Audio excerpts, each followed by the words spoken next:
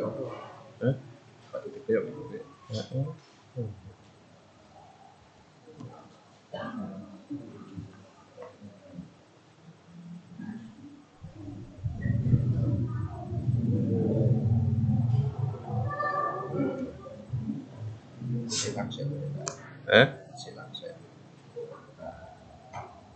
Wes yo.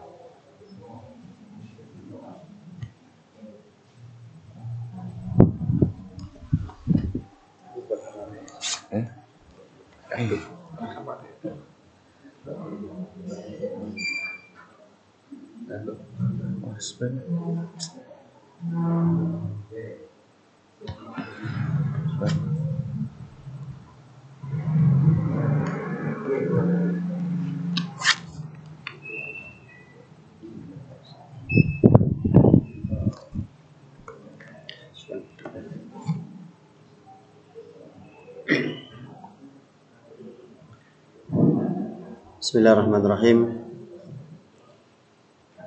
Assalamualaikum warahmatullahi wabarakatuh. Alhamdulillah rabbil alamin, wassalatu wassalamu ala nabiyyina Muhammadin wa ala alihi wa sahbihi ajma'in.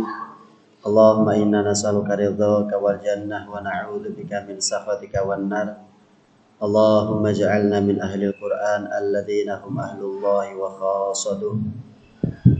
Allahumma 'allimna ma yanfa'una wanfa' bima 'allamtana wa zidna ilman. Subhanaka la ilma lana illa ma 'allamtana innaka antal alimul hakim. Amma ba'du.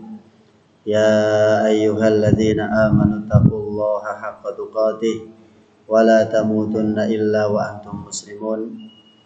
Hadirin jamaah hafizakumullah. Alhamdulillah rabbil alamin.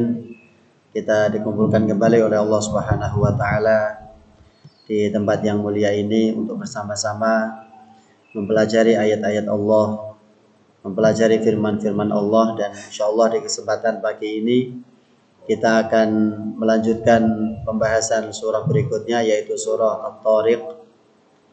Sebelumnya kita sudah membacakan surah Al-A'la dari ayat 1 sampai ayat yang terakhir. Di surah berikutnya insyaallah surah At-Tariq ini.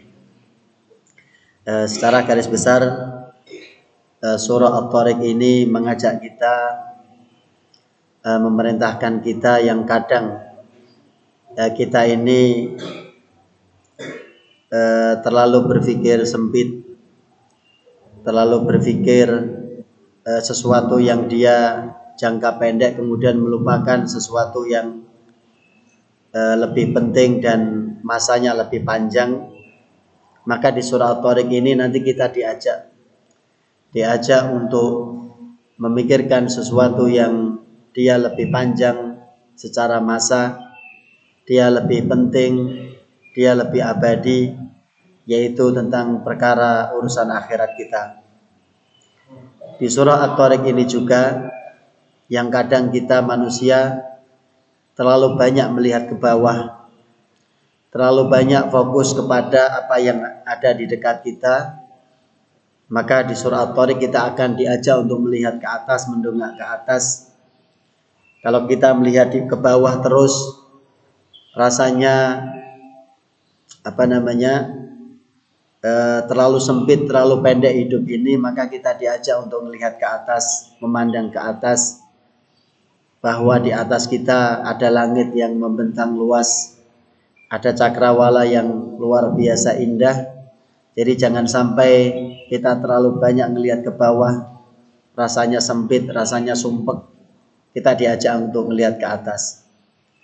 Dan di surah At-Tariq juga ini kita juga diajak untuk jauh melihat ke belakang, bahkan jauh diajak melihat ke belakang untuk menyadarkan kita dulunya kita seperti apa, hakikat kita dulu seperti apa, sehingga dengan mengetahui asal muasal kita, latar belakang kita terdahulu, harapannya kita bisa sadar diri, kemudian tahu diri dan menjalankan apa yang memang menjadi tujuan utama kita diciptakan oleh Allah Subhanahu wa taala. Itu kurang lebih gambaran dari surah At-Tariq yang insyaallah akan kita pelajari. Maka dengan memohon pertolongan kepada Allah Subhanahu wa taala, kita kenali dulu biodata surah At-Tariq ini. Surah At-Tariq ini termasuk surah Makkiyah, dan sebagaimana karakter surah Makkiyah yang lain, yaitu surah-surah yang turun sebelum Rasulullah Muhammad SAW hijrah ke Madinah, maka karakter utamanya dia berbicara tentang keimanan, iman kepada Allah, iman kepada hari akhir, yang merupakan 2 rukun iman yang paling penting di antara 6 rukun iman yang lain, yaitu beriman kepada Allah dan iman kepada hari akhir. Dan karakter surah Makkiyah selalu mengingatkan tentang 2 poin keimanan yang utama dan yang penting ini. Dia ada 17 ayat. Kemudian kalau di mushaf kita dapati surah At-Tariq berada di urutan yang ke-86, sedangkan urutan turun, dia turun di Mekah, sudah kita sampaikan tadi, turunnya urutan ke-36, yaitu setelah surah Al-Balad dan turun sebelum surah Al-Qamar.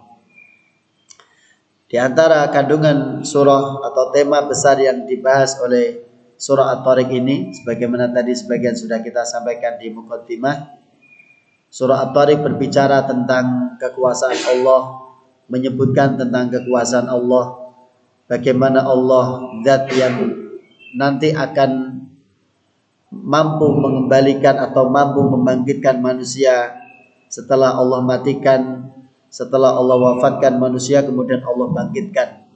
Tentu bagi Allah membangkitkan ini jauh lebih mudah dibandingkan dengan menciptakan di awal. Jadi membangkitkan, mengembalikan sesuatu yang pernah ada kemudian mati atau hilang, diadakan kembali itu jauh lebih mudah dibandingkan dengan menciptakan dari awal. Tentu semuanya mudah bagi Allah. Tapi kalau di nalar, kalau di logika, ibarat kita membuat sesuatu kemudian sesuatu itu rusak atau habis, kita suruh buat lagi masih bisa. Karena tahapan-tahapan membuatnya kita masih ingat, kita masih kita tahu.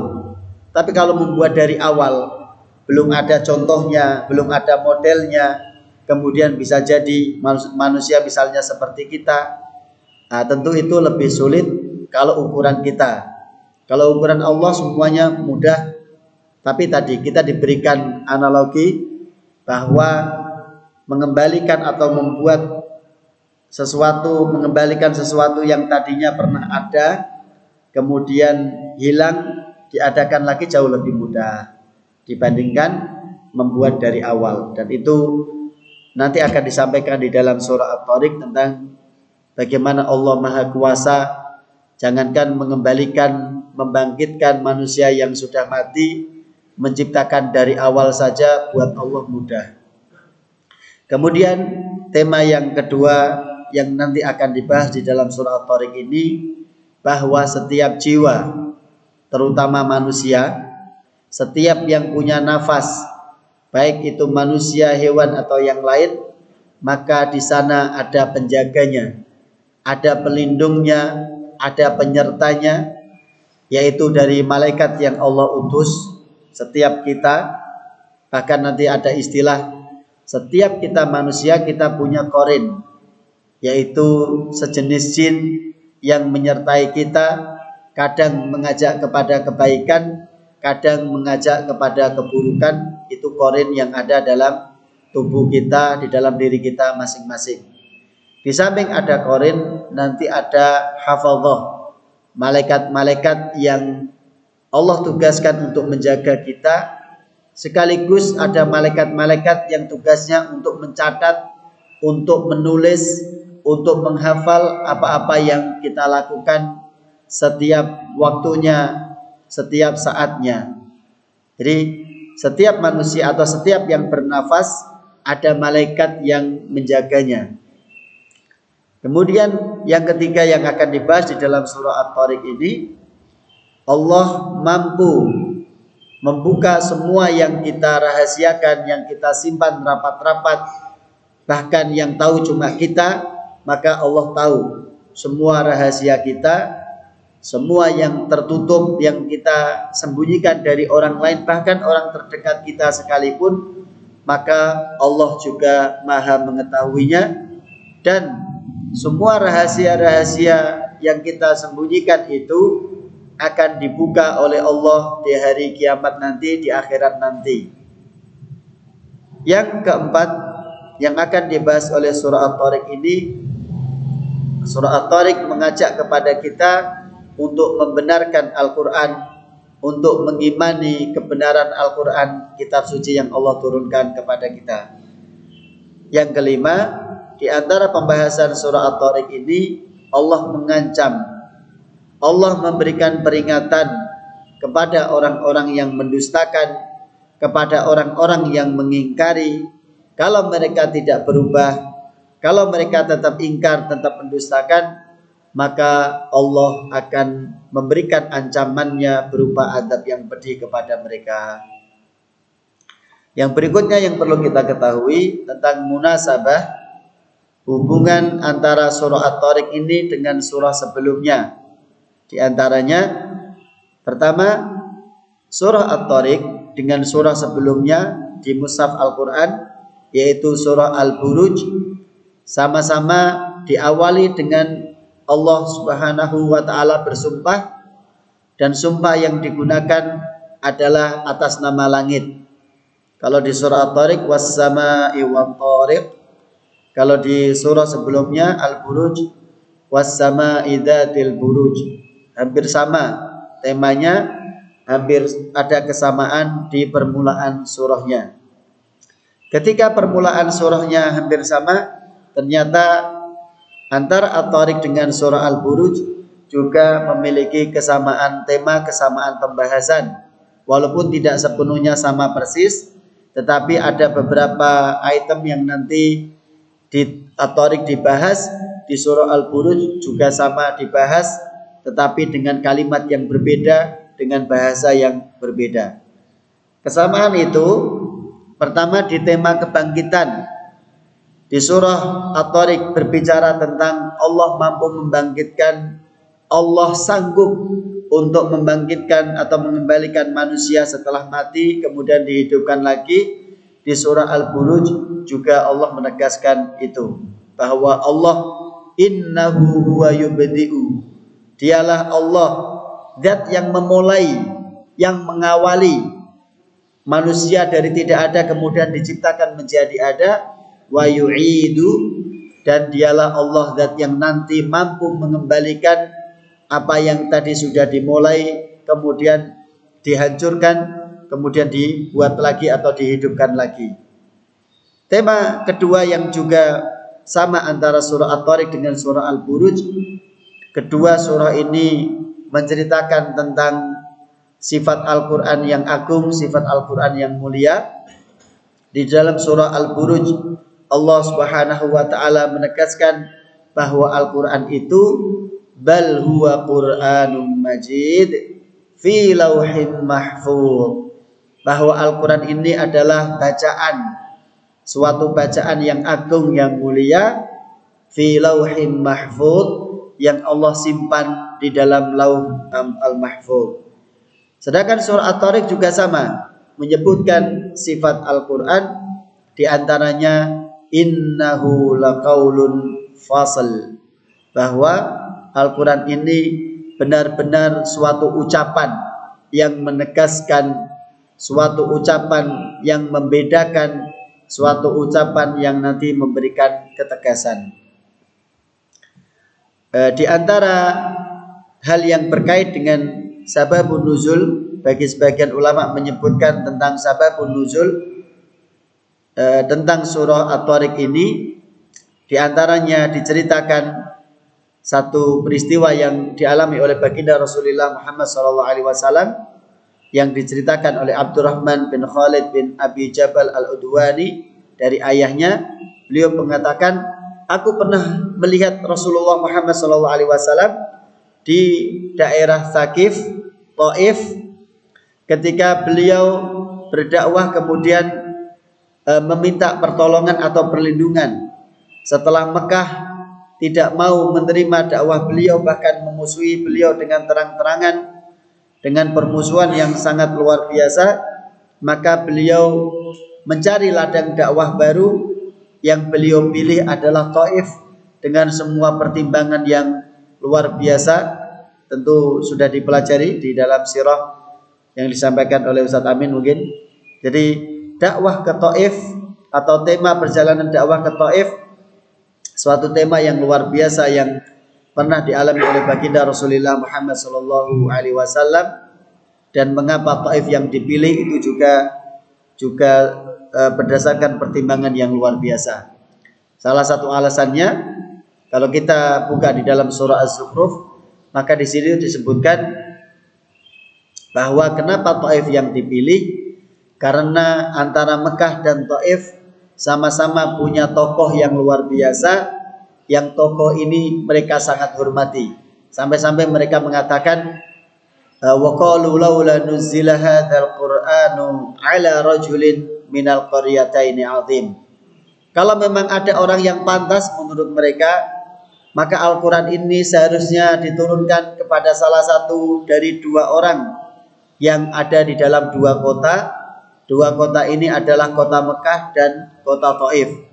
Kota Mekah yang dimaksud adalah Al-Walid bin Mughirah, bapaknya Khalid bin Walid, tokoh besar, tokoh yang sangat mereka hormati.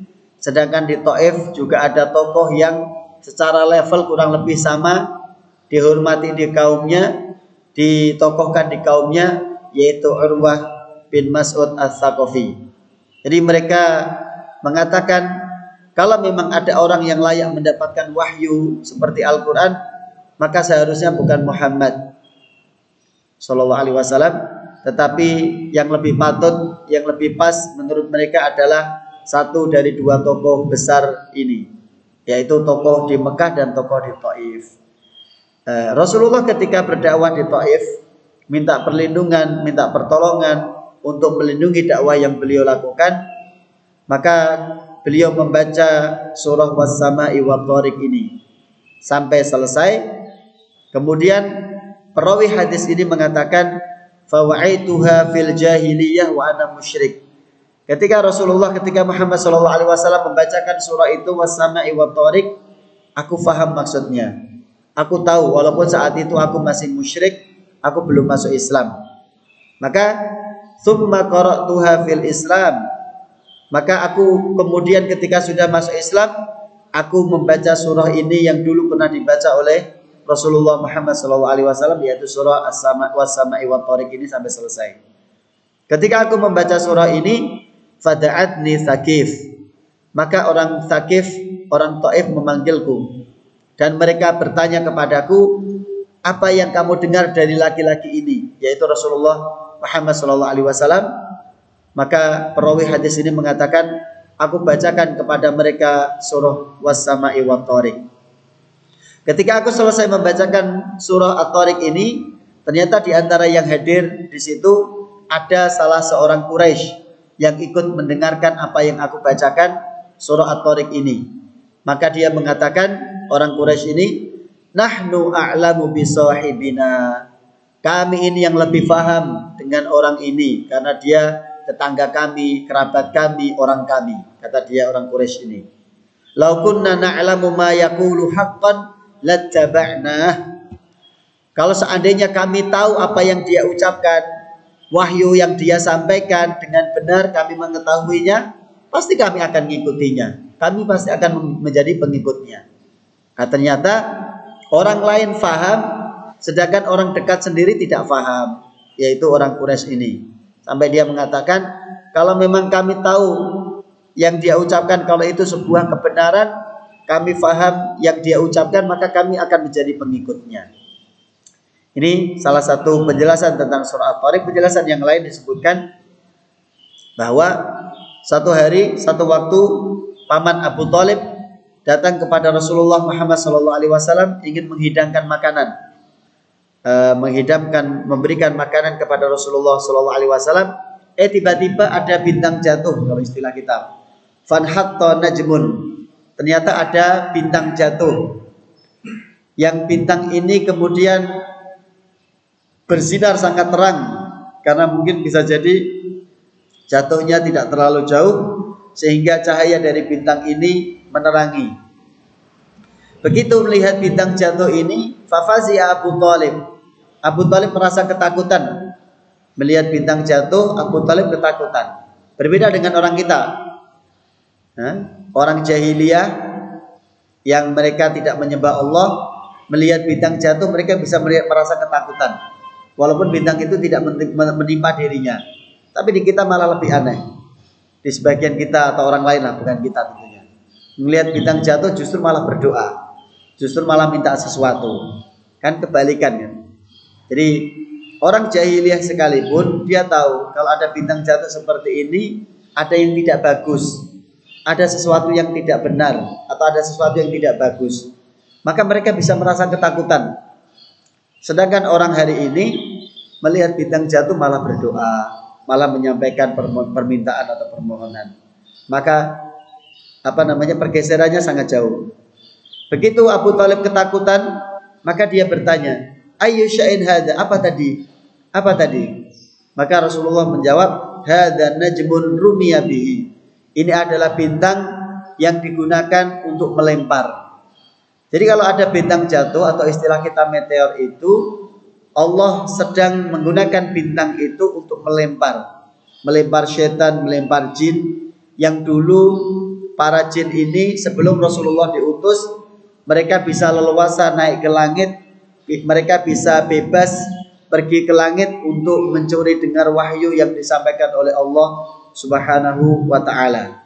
Tapi begitu Rasulullah diutus, ayat-ayat Al-Quran turun, maka langit kemudian diberikan penjagaan yang sangat banyak, sehingga para setan, para jin tidak bisa lagi leluasa naik ke langit untuk mencuri dengar berita dari langit. Dan yang digunakan untuk mengusir mereka, para jin, para setan yang akan naik ke langit ini adalah bintang-bintang atau api atau meteor yang kita kenal itu dilemparkan untuk menyerang atau untuk melempar para jin ini. Hadza najmun rumiya bihi, ini adalah bintang yang digunakan untuk melempar setan atau jin. Wa huwa ayatun min ayatillah, dia adalah salah satu tanda kebesaran Allah Subhanahu wa taala. Maka Abu Thalib merasa takjub, merasa kagum, dan Allah turunkan was-sama'i wat thariq ini.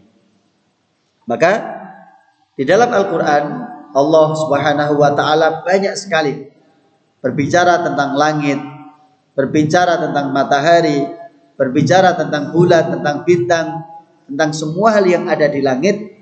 Satu, untuk menunjukkan bahwa langit dengan semua kebesarannya, bintang-bintang, matahari, rembulan dengan semua keindahannya, pengaturannya yang sangat luar biasa, tidak ada itu tabrakan.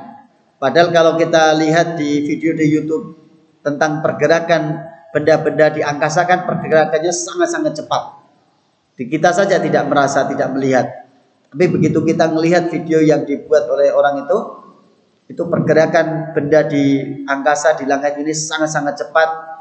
Jumlahnya Masya Allah. Yang seperti bumi bahkan lebih besar, jauh berkali lipat dibandingkan bumi. Jumlahnya sangat-sangat banyak. Ribuan, miliaran bahkan, tapi hampir kita dapati tidak ada satu dengan yang lain saling benturan. Wong di kita saja kendaraan begitu ramai sedikit, begitu padat sedikit, kadang ada yang tabrakan, padahal jalannya searah. Itu saja masih ada yang nyenggol, masih ada yang nabrak, masih ada yang terperosok dan sebagainya. Tapi Masya Allah, dan ini menunjukkan kekuasaan Allah. Benda-benda langit yang jumlahnya miliaran, pergerakannya sangat cepat, arahnya bisa jadi satu dengan yang lain berbeda arah, tapi kita tidak dapati berbenturan satu dengan yang lain. Ini menunjukkan kekuasaan Allah dalam mengaturnya. Padahal yang diatur bukan cuma benda-benda langit, kita manusia satu persatu juga diatur oleh Allah, dibimbing oleh Allah. Maka Maha Suci Allah dengan semua kebesaran dan kekuasaannya, maka semua tanda-tanda yang ada di langit itu untuk mengingatkan kita bahwa itu ada yang menciptakan, ada yang mengatur, ada yang membuatnya, yaitu Allah Subhanahu wa Ta'ala. Kenapa dengan banyak menyebutkan tanda-tanda di langit? Karena lebih mudah dilihat, lebih gampang dilihat. Orang tinggal dongak ke atas, melihat langit, melihat matahari, melihat bulan, melihat bintang. Maka harapannya seiring dengan banyaknya benda-benda langit yang disebutkan oleh Allah di dalam Al-Quran, kita semakin banyak melihat tanda-tanda kekuasaan Allah, kemudian ingat kepada Allah Subhanahu wa Ta'ala. Itu harapannya. Maka di ayat Al-Quran banyak sekali Allah bersumpah dengan langit, dengan tanda-tanda yang ada di langit, dengan matahari, dengan malam dan sebagainya. Maka di ayat pertama kita akan bacakan, kemudian akan kita teruskan di pertemuan yang lain. Allah Subhanahu wa Ta'ala memulai ayat ini, surah ini dengan sumpahnya, was-sama'i wat-thariq. Di ayat 1 ini Allah bersumpah dengan dua hal. Pertama, was-sama'i, demi langit, wat-thariq, dan demi bintang. Nah, nanti ada penjelasannya kenapa bintang itu disebut at-thariq. Bukankah bintang itu bahasa Arabnya diantaranya najm? Kenapa pakai at-thariq? Itu ada penjelasannya. InsyaAllah nanti akan kita sampaikan di pertemuan yang lain. Ini sebagai muqaddimah dari surah at-thariq, surah yang Masya Allah Rasulullah memberikan rekomendasi untuk sering dibaca. Tentu hadisnya masih sama dengan hadis yang tentang peristiwa yang dialami oleh sahabat Mu'adz bin Jabal ketika sholat maghrib, mengimami dengan bacaan yang sangat panjang, bahkan baca surah Al-Baqarah dilanjutkan dengan surah berikutnya. Maka ditegur oleh Rasulullah Muhammad SAW, kenapa engkau membuat fitnah di tengah manusia? Kalau engkau jadi imam, cukuplah membaca surah-surah. Di antara surah yang direkomendasikan adalah surah At-Tariq ini. Itu di waktu maghrib. Kemudian di dalam hadis yang lain juga disebutkan Rasulullah membaca surah At-Tariq ini di sholat zuhur. Nah, bagaimana ceritanya? Sahabat kok bisa tahu kalau yang dibaca oleh Rasulullah sholat zuhur? Karena sahabat kadang juga melihat ketika sholat zuhur sekalipun, sholat yang sir sekalipun, sahabat akan melihat bacaan Rasulullah Muhammad SAW dari pergerakan bibir beliau. Kalau memang sudah kelihatan jelas, berarti ya tidak bertanya. Tapi kalau belum jelas, nanti setelah sholat akan ditanya, ya Rasulullah, kau baca apa? Jadi surah At-Tariq ini salah satu surah yang dibaca atau direkomendasikan untuk dibaca di dalam sholat zuhur. Dan sholat zuhur ada kekhususan tersendiri, yaitu diusahakan kalau di rakaat pertama ayat atau surah yang dibaca agak lebih panjang. Jadi sholat zuhur rakaat pertama diusahakan surah yang dibaca agak lebih panjang. Itu mungkin yang bisa disampaikan sebagai permulaan surah At-Tariq ini.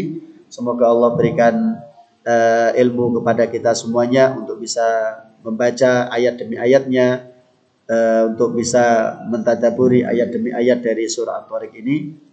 Kita cukupkan dengan baca doa kafaratul majlis dan hamdalah. Subhanakallahumma bihamdika asyhadu an la ilaha illa anta astaghfiruka wa atubu ilaik. Alhamdulillahirabbil alamin. Assalamualaikum warahmatullahi wabarakatuh.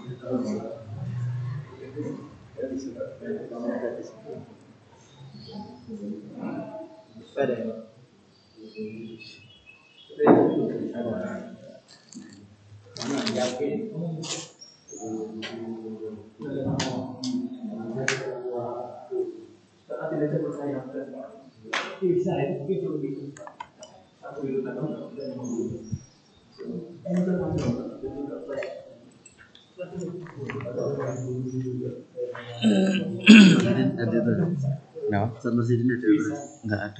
Hah? Bulan ini belum? Kayaknya. Oh, belum. Oh, umrah. Dia nggak ada umrah deh. Berarti kok dari ada yang persiapan haji. Iya. Waduh, anda ini nggak berangkat ya? Kayak ngisi. Kemarin enggak.